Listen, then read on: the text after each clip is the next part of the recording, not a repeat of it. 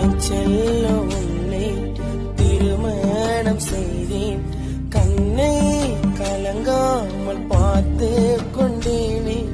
நான் வாழும் வாழ்வி நீ தந்த நினைவு. எந்தன் ஜீவன் உனக்காக வாழும்.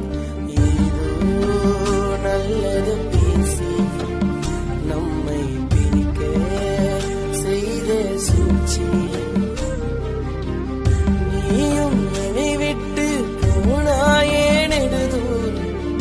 என்னை ஏழை என்று சொன்னதினால் சேர்த்து வைப்பதாக சொல்லி நம் இருவரை சேராத தொலைவில் உன்னை தொலைக்க வைத்தார். மறு ஜென்மம் இருந்தால் நம் சேர வேண்டும். இந்த